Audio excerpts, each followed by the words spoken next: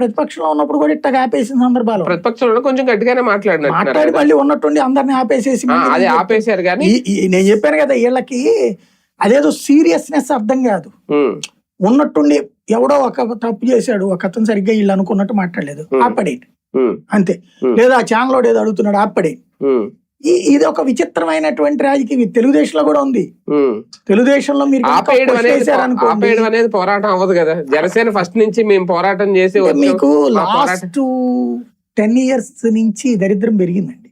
19 before వరకు okay, 2019 వరకు. 19 తర్వాత 3 పార్టీలే దరిద్రం వచ్చింది. నాట్ ఓన్లీ పవన్ కళ్యాణ్ అనడానికి ఏం లేదు, 3 పార్టీలు. ఇప్పుడు వైసీపీ వాళ్ళు ఇలా ఛానల్కి పోరు. నేనేమంటానంటే నువ్వు అపోజిట్ ఛానల్ కి పోవాలా, అది పంపించాలి.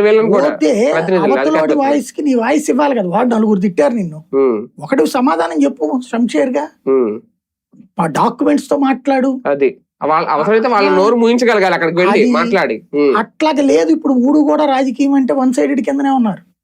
అయితే మనం బతకాలం కూడా నాశనం అయిపోవాలనేది. అది ఉన్నప్పుడు ఏం సాధ్యం అవుతుంది? ఒక్క పవన్ అనడానికి ఏం లేదు ఇక్కడ. వైసీపీ వాళ్ళు ఏమైనా వెళ్తున్నారా?